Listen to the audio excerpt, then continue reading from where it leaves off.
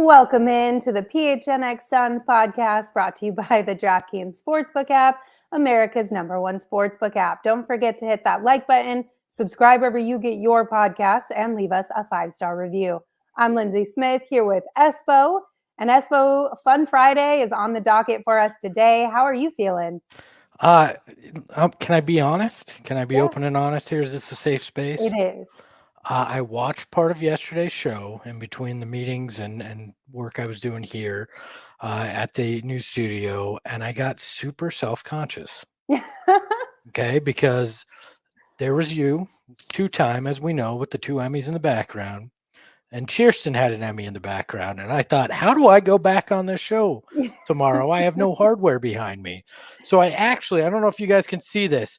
I started looking, can I buy an Emmy? And on Etsy, they sell an Emmy. And then I saw they sell an MTV award too. So I may be my own two-time if I can justify spending the money that it costs to buy my own Emmy. So I love that. We could give out like PHNX Emmys or create our own award, and we can just give them to everybody here.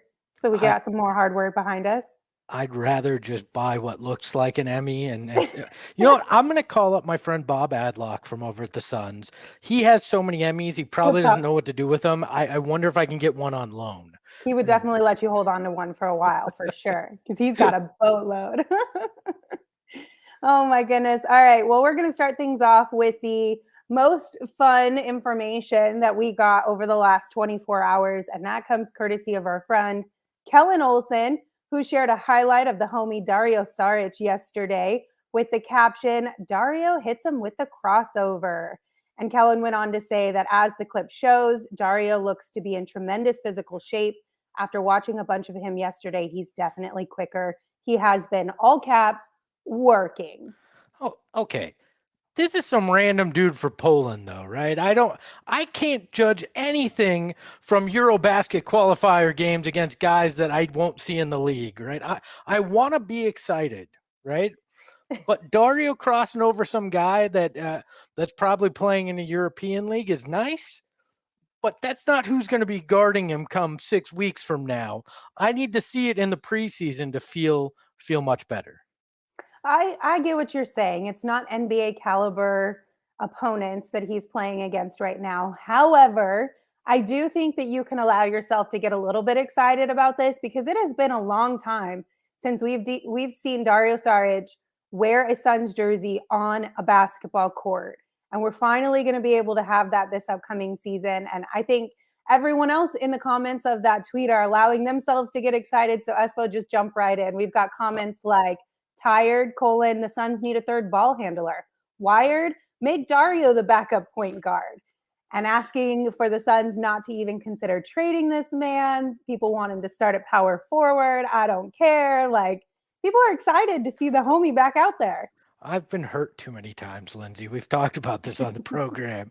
No, look, I'm very excited to see Dario playing basketball and playing meaningful minutes for his country. Had a good stat line, put up 9 points. I think it was 6 rebounds. So he's a guy that we're glad to see him put in these steps now, right? Because it gets him better ready for training camp, gets him better ready for preseason. I want to be excited game one where I see him make a move like that on an NBA court and I can go, the homie's back, right? I feel good now. I do have some beef with his home country though, and his Croatian national team. They cut my boy Dragan Bender before they Oh. went to Eurobasket. So screw you, Croatia. Somebody's got to give my boy Dragan a chance here. So I know that was kind of a bummer, but wasn't there I remember reading about this, but I can't remember it off the top of my head. Wasn't there a sidebar reason for why that happened? I don't remember. You look at the transactions. It says Croatia waived waived Dragan, and I'm just not okay with that. Yeah, I know. I He feel was you. Frank before Frank, and Yeah, he Bender started this whole Island was thing. Bender Island. I own so much property on. I still hold out hope for the kid. Listen, your investments may not pay dividends long term, but they are a hell of a lot of fun in the short term. So at This least is you're true. picking it that way. So Jock, I'm sorry, but you probably won't be with the team very long since are you I'm the looking jinx? at I am. I'm the drama. I picked the third string big man, and surprisingly, he doesn't wind up working out. Well, that was a good way to start this episode. We just are excited to see Dario play again. I believe the real deal kind of kicks off next week for those games. So we'll be able to see a little bit more of Dario back out there. And of course, we'll keep you posted on anything we see that is worth talking about. But for the rest of today's show, we're going to do another mailbag. We're going to answer a few more of y'all's questions. We're going to kind of sprinkle them in throughout the show as we talk about different topics. But the first thing that we're going to discuss, this question comes from Darij Green. And they said, now that KD is out of the question, who is the player the Suns should make a push for if they still want to make a move? We've got a couple questions kind of around this same topic. So, Espo, go ahead and throw out some ideas you have. Jordan Clarkson. Give me Jordan Clarkson's the guy I want. 13 million. You have a couple guys with expiring deals around that. You can throw in a pick or two to Utah. You can get that scorer off the bench, an additional ball handler. There's options there. I would love to see that. I mean, I assume we're talking realistic here, right? Yeah. I'd love to see Giannis on this team, but yeah, not happening. There's some people in the chat. Oh, LaMelo Ball. That's not happening. Like, give me something reasonable. I like Jordan Clarkson. Eric Gordon is more expensive. He's 21 million. Jordan Clarkson's 13. I think you can get the kind of production you're hoping for offensively off the bench from a Jordan Clarkson at a cheaper price. They're both in what you're paying him in salary and maybe what you have to give up as well. He's a realistic target. If we're talking pipe dream, a pie in the sky, you look at the Chet Holmgren injury, which I know you talked about yesterday, but that may open the door for OKC to be looking at, do we move SGA? Is Shea Gilgeous-Alexander a guy that now completely doesn't fit our timeline because we're tanking yet again? We know that the general manager there, Sam Presti, his kink is draft picks, and we've got plenty of them. So, maybe there's a pie in the sky dream. You get him in as your sixth man and your future successor to CP3, and you make a move there. I don't think that's one's as realistic. And then William Yee in the chat mentions Harrison Barnes, a guy sitting at about 20 million in Sacramento. If they're looking to get off him, if you hear some rumors there, I'd consider that. Is there some way you can do it? I would certainly consider, could you make Harrison Barnes your backup 4, or small ball 5 that can spread the floor? But look, I'm not going to hold my breath. I don't expect some kind of big move to happen here before training camp. It'd be nice, but I just don't see it. So, well, yeah, I think that's the biggest question, especially when you bring up SGA, right? Because the type of people you'd have to send out in order to get him here with the Phoenix Suns, you're talking about at least one of the twins, right? So maybe Mikal or Cam. It's similar packages to what we've discussed around a Kevin Durant trade. Are you willing to make that type of a sacrifice to get SGA here? That's just the biggest question you got to ask yourself. Or is it something that you'll look into more down the line? Maybe come the trade deadline or maybe next off season, just kind of one of those things. Are you willing to make that move right now, a month out of training camp? I mean, if it presents itself, I certainly think you have to. I mean, Mm-hmm. especially if the cost is Cam, some salary filler, and a bunch of draft picks. I definitely think you have to think that way. But I I don't think Sam Presti's going to get to that point. Maybe by the trade deadline, but I don't think that's going to happen 5 weeks out of preseason. But maybe, who knows? Weirder things have happened. But I think there's more likelihood that this is the roster you see Mm-hmm. go in to training camp than a big move made. And the only guy that maybe gets moved is Jay, but I don't think that even happens before camp. So. Right. We've also seen a lot of people in the comments, and this has been all over social media the last few days. Julius Randle, looking at him as a potential person to bring in and incorporating Jay within that trade. But he's on a 4-year, $117 million contract. I know a couple people have brought up the fact that on the positive side, he would be really good for this team and he brings a lot of valuable assets. But then if you're looking to the negative side, does he fit into the chemistry? Is there a potential opportunity to bring down the locker room? So that one's kind of a tough one, I think, for me, mostly because 4 years and $117 million is a long time and a lot of money. Yeah, 23 per for Julius Randle. That's a big gamble. That's a swing you take if you're looking at it and you go, our window's really now, and we need something, right? Mm-hmm. And I think that could be if they get off to some kind of slow start or something that just it feels off.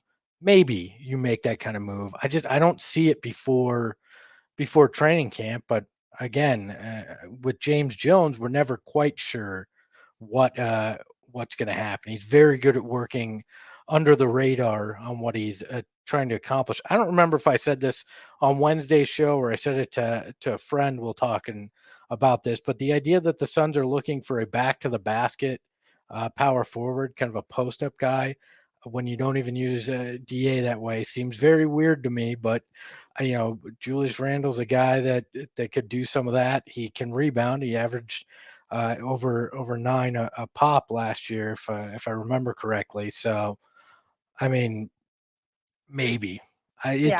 it doesn't excite me. I'd rather get a guy like a Jordan Clarkson that supplements things at a much cheaper price on a 1-year deal with a player option than commit 4 years to Julius Randle on a deal that the Knicks are looking to move now because they regret signing him to it. So. The one positive here too would be that it wouldn't cost a whole lot outside of obviously salary matching in order to get him, because I think there were rumors recently that the Knicks were basically like, we're not going to include a pick with him to move him. So it Yeah. seems like the asking price would be a little bit lower for him. Yeah, I mean that would be salary filler to get him. Jay, maybe a Landry. Just doing quick math in my head, some kind Maybe of Torrey Craig in there. yes, yeah, third smaller piece of that 5 million mark, and you can get him. And Rick James in the chat says low risk, or yeah, low risk, high reward with Randall. Yeah, that's the case there, but if it were 1 or 2 years, I'd say with no doubt, with no hesitation, yeah. But it's 4 years. Can he really be that guy for 4 years for you? And how does he fit? If Cam's your starter at power forward, that you think, is Julius Randle that much better that you want him to be the starter and you keep Cam on the bench? Would Randle be okay with being off the bench? I don't know. Those are all questions that this front office and coaching staff would have to answer more to their satisfaction before you ever pulled that trigger on that kind of a deal. Mm-hmm. And Dagoon brings up a good point too. Said we're forgetting that Randall and Cam J don't get along at all, which kind of goes back to the chemistry conversation and is he a good fit for this locker room conversation? Which I think you can get past that. but it is something worth at least having a conversation about. Yeah, I mean, a guy like Mario Ellie was an asshole to the Suns at one point, and then finished his career playing for the Suns. Like, there's people can get past that stuff if it's what's right for the team. So Right. and Cam's the kind of guy I think that can let bygones be bygones if necessary. So that doesn't give me pause with that for sure. All right. Our next question, kind of along the same topic, comes from S Vance 96. They said, would you trade Crowder, Shamit, and 2 firsts for Bojan Bogdanović now if it means the KD dream is officially dead? So this is another player that has been talked about quite a bit from the Utah Jazz. We brought him up a little bit in yesterday's show. He's on a 1-year, $19.3 million contract. I personally don't think you have to throw in 2 first-round picks for him. I think you could get it if this was somebody you were really targeting, maybe 1 first-round pick, or you could try 2 second-round picks first and see if that gets the deal done. But I don't know that you'd have to throw in 2 firsts. Yeah, I think two's a little rich for my taste, but I definitely think that that Danny Ainge up there in Utah would look at that and consider a first round pick and some salary filler to do it because they're obviously in a complete rebuild mode. We saw that with the Taylor Horton Tucker deal to send Pat Bev to the Lakers. So they're looking to move guys, and I think 1 first would be enough. I think you would be waving the flag on some of those other bigger deals. But again, I've not always thought that you had to make the biggest of deals to make this team good enough to win a title. I mean, Bogdanović and a Gordon or a Clarkson, like, and you answer 2 of your biggest holes. You make your bench stronger. You're a favorite to win the title. You're still a contender right now without making any additional moves. So I don't necessarily mind going this route and biting around the edges rather than taking some home run swing here to mix sports metaphors. Right, I agree because you do want to kind of keep your options open a little bit. I think because there is probably going to be a lot more movement closer to the trade deadline, and we have to remember too. Now, I don't know if this was speculation or if he was hearing something, but Brian Windhorst went on the airwaves of ESPN recently, just a few weeks ago, and said from what he believes and what he's hearing, the Phoenix Suns may look like a completely different team come playoffs. So I think maybe they're trying to keep their options open just in case something closer to the deadline, or if we're tinfoil hatting here, that January mark where DA can officially be moved again, and maybe the Suns have something up their sleeve with that. Oh yeah, I'll squarely put the tinfoil hat on and go. If Brian Windhorst is confidently saying that, and the way he said it led you to believe that it was something bigger, I don't think that DA's in their long term plans. At least what he's hearing, because that's the only major piece you're dealing. You're not trading Chris Paul. You're not trading Devin Booker.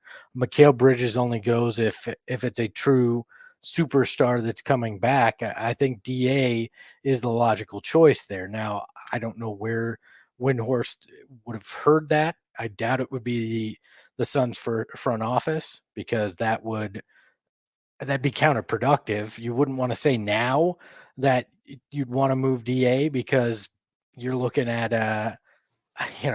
Why create yeah, drama right now when it's yeah. irrelevant because you can't do anything?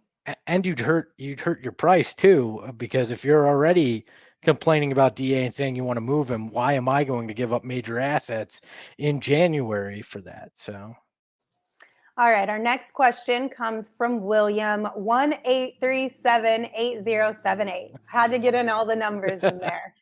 They said in an interview, Coach Monty said he never talked to any of the players about the KD situation. Does he have to make peace with the players? And what do you think his relationship with DA is going to be? So let's first address the KD question that they asked. And we'll start by playing the clip of what Monty said in the interview that they're referencing on Sirius XM NBA radio. I never talked to any of our guys about that. One, people don't understand how hard trades are to pull off. And when I first heard about the Kevin Durant stuff, I was kind of blown away by it just because we've been so blessed here to have guys who want to come. At the same time, at the expense of what was my thinking. And I like our team. I love our guys. But I wasn't going to have conversations that didn't need to be had. I think our guys are mature enough to understand that part of our business. And so I didn't want to have conversations about stuff that didn't need to be brought up.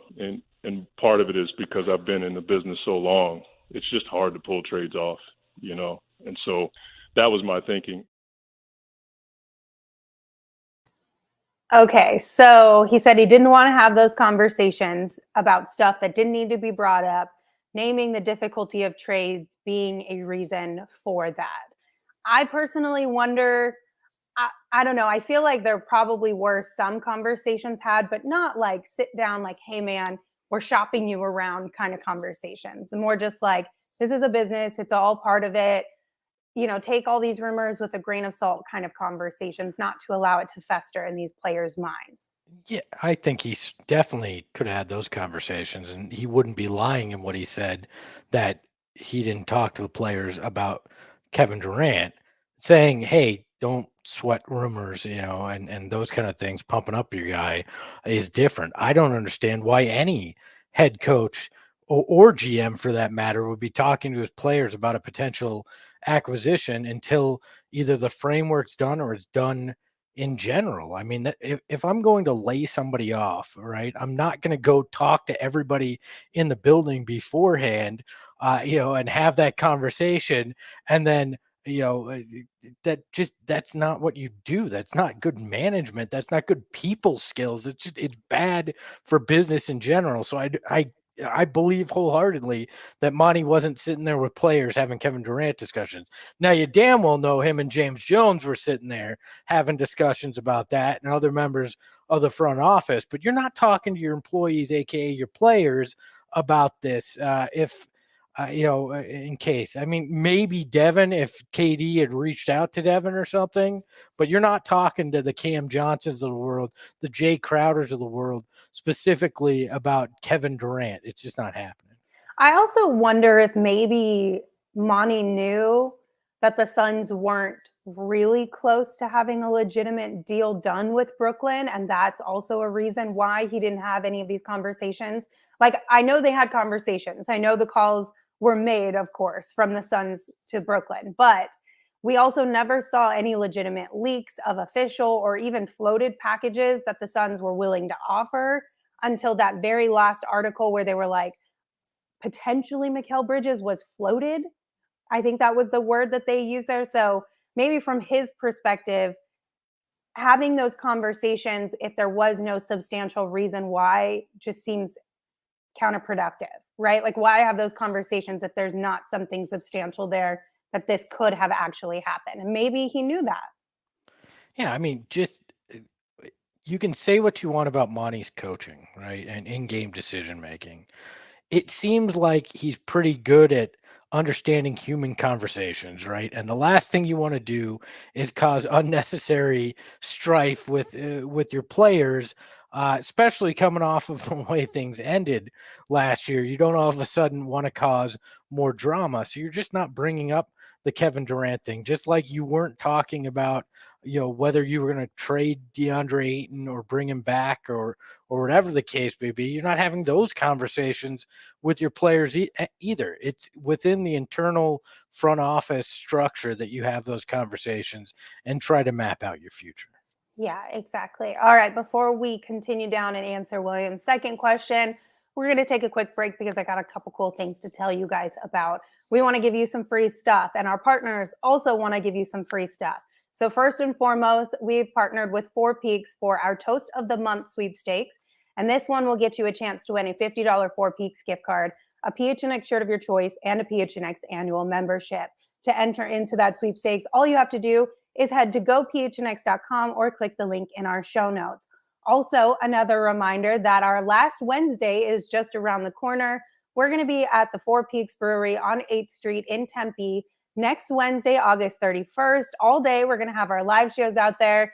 Pretty much the entire crew over here at PHNX will be hanging out at the brewery. If you want to come hang out with us and enjoy some good food, some good fun, and some great beer, come on down. We'd love to have you. We also have some specials for different beer products if you tell them that you are there with the PHNX crew. But just a reminder, in order to enjoy the beer, you have to be 21 years or older, and we ask that you enjoy responsibly. I got you one better than beer deals. You come out, you say hi to us, I'm going to buy you a beer myself. Hey-o, there you go. Even better. So come join us. And then also our partner over at OG's, they want to give you some free stuff as well. So our Flavoring Life sweepstakes, this one will get one lucky winner 3 bags of OG's, including their orange creamsicle and tropical flavors. You're going to get an OG's hat, a PHNX shirt of your choice, and a PHNX annual membership as well. One more time, to sign up, all you have to do is go to gophnx.com or click the link in our show notes. You can also, go ahead. Just say, and guess what? I'm not going to give you my OGs. I'm bogarting that shit myself. So that one you're going to have to either win or pick up on your own. Yes. Sorry about that one. But if you don't want to wait until the sweepstakes is over to get your hands on some OGs, you can check them out online at ogsbrands.com or on Instagram at ogsbrands. And you can also find their products at your local dispensary. But again, you must be 21 years or older to purchase.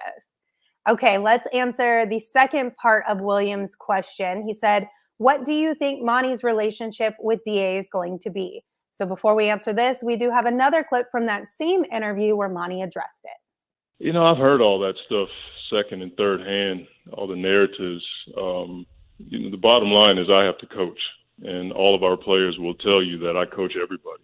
When I have to make a move like that, it's me calling them up. It's never personal, and I think DA said it best when he did an interview. You know, our relationship is calm, and I've invested a lot of time into the player and the person. And when I do something like that, it's because I want what's best for you, but I also have to, try my best to hold everybody accountable.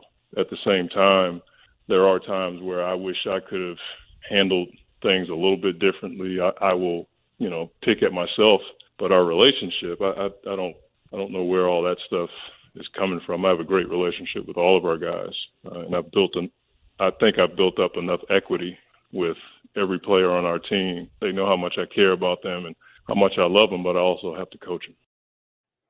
What are your thoughts, Espo? $132 million makes everything better for anybody. I mean, if you offer me $132 million to have to work with my mortal enemy, I'm not telling you who that is, but, I actually sit next to him on set. But, if you offer me $132, yeah, Gerald and I hate each other. It's a little known fact about this program. Nasal's not really my mortal enemy. Don't take that serious. But I mean, if somebody paid me $132 million, I'd marry my mortal enemy. That's how much I'd be okay with that. So I'm guessing one little dust up in Game 7 goes away with the Brinks truck being backed up for DA. And look, Monty, like he said, he has to coach these guys. These guys know it. He invests time in the team. We all have arguments at workplaces from time to time, and usually they come from a place of passion, right? You want to have the best outcome happen with your group, and sometimes that passion to get it right boils over because there's frustration about factors out of your control. And I think that's really what that whole Game 7 was about. And they'll get past it, right? They have to, because there's a job to be done, and they're both professionals. So this isn't kindergarten where some kids, like happened with my daughter, pulling pigtails at the out at the recess, and they can't get past it. It's adults doing a job, and you can compartmentalize even if it is something bigger. Yeah, and Jay brings up a good point in the chat. Said, I think everyone who's played sports competitively has gotten into it with a coach or a teammate. I completely agree. I mean, they even addressed it a couple times, heat of the moment, like emotions are really high. That game and that series was not great for the Suns. So there's going to be emotions running wild throughout that entire situation. And sometimes you take it out on the wrong person. But DA has now come out and said him and Monty are good. Monty has come out and now said him and DA are good. So I think, and somebody else in the chat had brought it up earlier too, that a lot of it was just fans and media kind of maybe fueling the fire of this narrative, maybe a little too much. We maybe have been a little bit guilty of that as well. But I think now that both of them have come out and publicly addressed it, we got to take their words for what they are and hope that they're telling us the truth, and just wait and see what this season looks like as far as their relationship goes. Well, yeah, I mean, if that had happened in game 42 of the season last year, nobody makes a big deal out of it. If it happened in game 7 and they won against the Mavs, people brush it off. It's the fact that it happened in game 7 in a horrific loss, and it's the last thing that any of us thought about before DA went into contract negotiations. Like that's why it was such a big deal. And it's a whole summer of, oh, what does it mean? Well, it means nothing, right? If I think DA is going to go out there and play, I think Monty's going to coach, and that's that. So I agree. There are a few people in the chat right now that are still a little hesitant on Monty as a coach. Pugs and Hugs said, has Monty addressed not being able to make in-game adjustments or getting out coached in the playoffs? Brian said, let me see if I can find it. Brian said, can we add a clause on Monty's extension to force him to call a timeout when the opponents are red hot and killing us? Do you think Monty had the ability or has the ability to learn and continue to grow as a head coach in this league? Or do you think he's one of those coaches that's a little stuck in his way and hopes that his way will prevail in the end? I mean, I tend to believe anybody can grow and get better at their job. I mean, go back and watch our first episode of this show almost a year ago right now, and tell me people can't get better as they go along in their job. So I think Monty certainly can. But I think the other thing, Willie Green didn't get enough credit for how much of the in-game stuff he was involved in with this team. And they've got to make sure that the lead assistant also is on top of things, that he and Monty, have a good relationship, that you have where he trusts like he did with Willie Green. So I think that's a part of it as well. But yeah, Monty can learn. I mean, Monty's talked about how he's learned and how it's changed him over the years in terms of coaching and everything. So from when he started in New Orleans with CP3 to where he is with CP3 now, he's talked about how much better he can be. So I think that's certainly something he's capable of, and hopefully it happens now. I mean, they need him to be better. So yeah, we shall see on that one. But I agree. I do think that progress can be made, and I think that adjustments as a head coach will be made by Monty, and he's brought in a few additional assistant coaches between the time that Willie Green left and now, and hopefully they are feel a little more comfortable bringing things to him as well when they see something that maybe needs to be adjusted. I like that So says Jay in the chat says Monty probably hurt Book's hammy and gave guys COVID too. I believe everybody's just been lawyered there, is what they call that. Oh my goodness. All right. So to add to this conversation, more from a broader perspective, obviously the DA conversation is what I'm referencing here as far as their relationship. Sunder's Dunks asked, is everything copacetic with Monty and all the players? Is our chemistry intact? Yeah. What is this all stemming from Game 7? Like, no, I think it also the Jay stuff, Jay Crowder liking posts of him photoshopped in other teams and him blurring out the Valley logo. I think that might be adding to this as well. Yeah. Well, okay. Jay Crowder's a guy that believes highly in himself, right? And from everything that we've talked about, and the assumption is he's probably been told he's not going to be the starter here. And having taken a free team-friendly deal, he's probably frustrated. Frustration is normal, right? One guy being frustrated doesn't mean chemistry is completely lost. Now, if he comes into camp and he's a problem, well, then you're probably going to move him. But I don't think that changes the dynamic across the board. And you don't know how chemistry is until you get on the court and play too. Like that changes everything. Off-season gripes and whining change when you get on the court. And if they go, 9-1 to start the season, it's going to be everything's great. Everything's wonderful. Guys are dancing before the game. All that crap comes back. It all just feels like it's under a magnifying glass because of the way it ended. And there's been little things, from Jay Crowder in particular that make you go, oh, well, yeah, he's unhappy. He can wind up happy again, or he can wind up somewhere else. And that's not going to impact everything overall. I think overall, from the big picture perspective, I think the chemistry with this team is still really solid. Are there a few moments in time that you can point to where somebody may have been upset? Yes, absolutely. I don't think you're going to avoid that ever in any type of team situation, because there's so many different emotions and personalities to manage.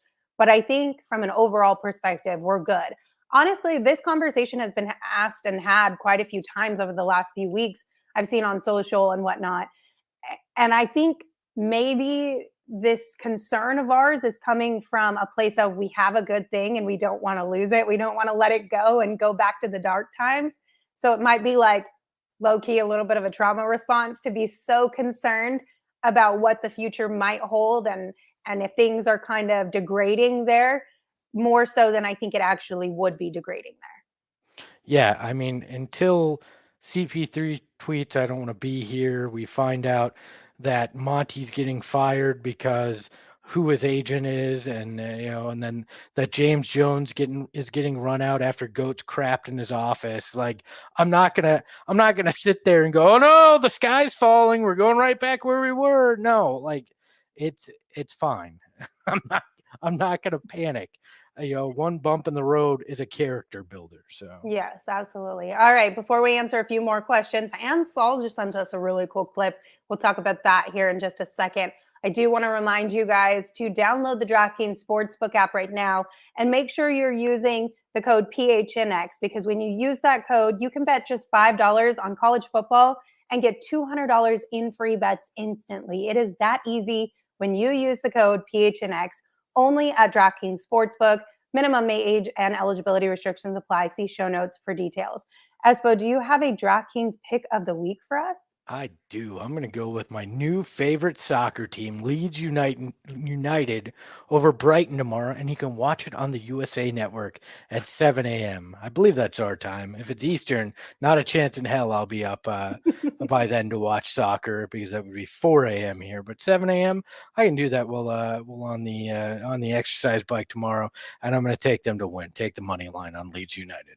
Well, there you go. That's our DraftKings pick of the week, courtesy of Espo. So if you want to get in on the action one more time, make sure you download the DraftKings Sportsbook app and use the code PHNX when you're signing up. All right, we've got a few more questions to answer here. This one comes from Sunderous Dunks. He said, with CP3 and now Kevin Durant wanting to come here, are we a premier destination in the league? What do you think? I don't know if premier destination really is a thing anymore. It's okay, where can I win? Where can I potentially team up with a group to win a title? Are the Suns in that category now? Yeah, they definitely are. But I don't think it's as much about, oh, the franchise is this and the city is that and the fans. It's okay. CP3 and Book are there. I can team up with them to win a title. Yeah, I'll do that. So if that's what we're talking about in terms of prime destination, then yeah, sure. But I don't think Phoenix just in general has become a hot destination. It's all about the guys that you have there. So I agree. I think if we didn't have Devin, if we didn't have Monty, if we didn't have James Jones, I don't think you would consider Phoenix a premier destination at all. I mean, I know people have talked about the great weather, the proximity to Los Angeles, the fact that we're a bigger city and yada, yada, yada for years and years and years now, but that's not enough. Like, that might be enough in LA just simply because of the business opportunities that you could have on the side to make more money from being out there if you're that type of an athlete with that entrepreneurial spirit. But as far as any other market, almost, I would say it all is dependent on who's on your team, who's leading your team, and where your team is as far as the closeness to winning a championship. So from that perspective of who's on our team and who's leading it, then yeah, I would say we are kind of a premier destination right now. Yeah, there's only three true premier destinations in the NBA. LA, as you mentioned, primarily the Lakers. They're Miami because it's South Beach, and as long as Pat Riley's running the ship, people feel pretty good there. And then New York, simply because there's this thought in some people's minds that if they can bring back great basketball to New York, they can be an all-time great. So I think those are the only three destinations that, from a city perspective, are true destinations in the NBA. Yeah, and Hello said I was only half right. Phoenix is hot. But during the season, Phoenix is great weather. And I feel like majority of the players will leave for long periods of time during the off season. Yeah, the problem though is the off seasons when you're courting them. So you gotta That's go to true. them. Hey, remember that last road trip you had here in December and you were in shorts? Think of that. Don't think of 115 degrees and whatever this humidity is. So. Right, absolutely. Which this year has been so weird weather-wise. I won't get into it, but it's just been very weird this summer. We'll save that for like middle of next week when there's absolutely nothing to talk There you about. go. Lindsay will break down the dew point and the humidity and temperature for a whole 30 minutes for you. There you go. You got something really exciting to look forward to for next week, you guys. All right. Suns Geek asked if you could insert one player from Suns history on this team as it currently stands, who would it be and why? I'd look at the power forward spot and I'd probably insert.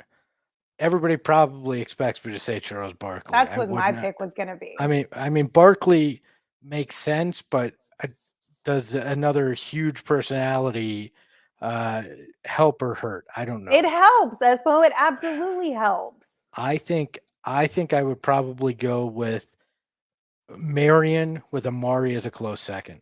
Okay. The athleticism with those guys helps. Marion, I think in today's NBA would shoot the three a little bit more. Everybody's got to remember too, Barkley was only 6'4". I mean, legit 6'4" in his playing days, even though he was listed at 6'6".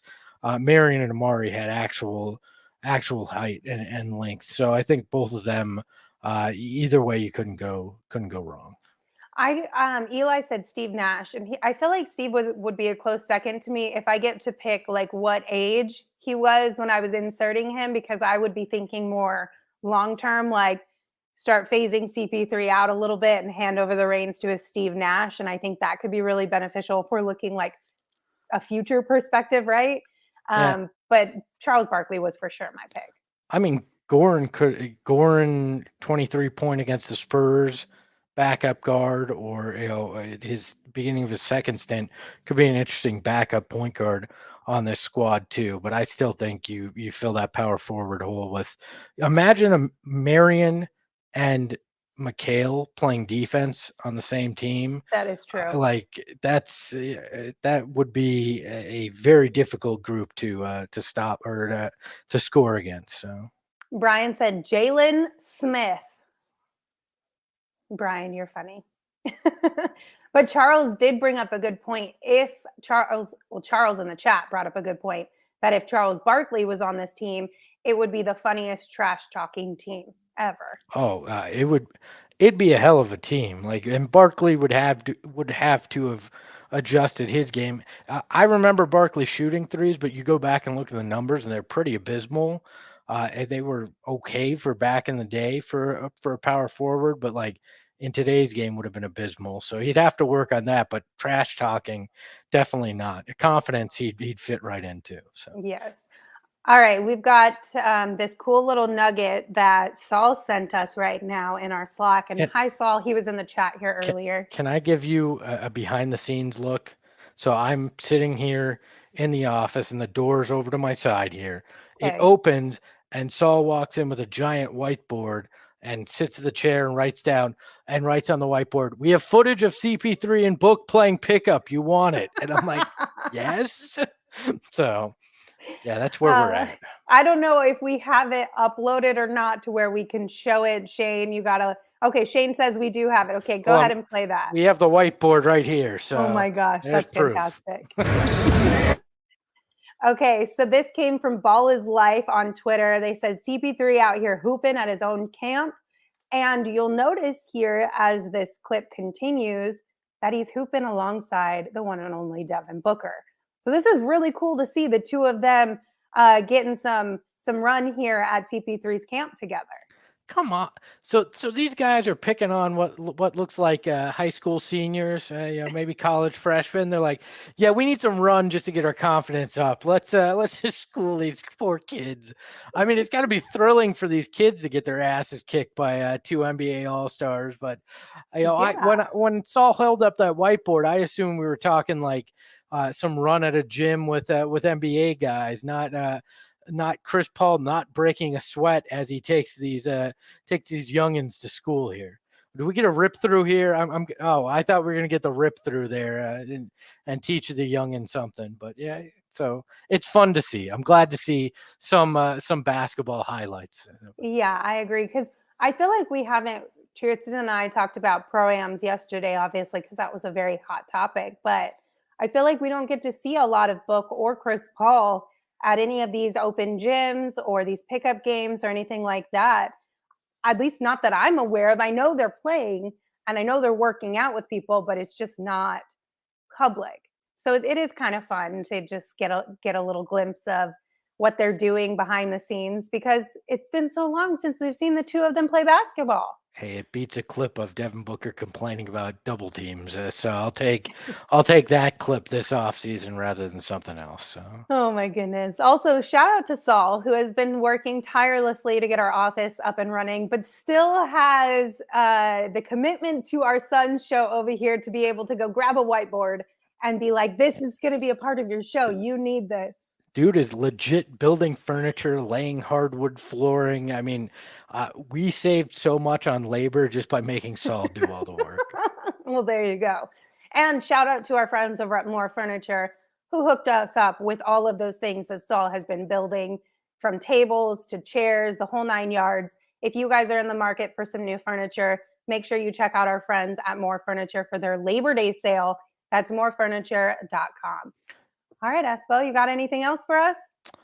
No, I did see somebody in the chat asked my 3 least favorite cities. I think it was Brian in the chat. Least favorite NBA cities: Sacramento.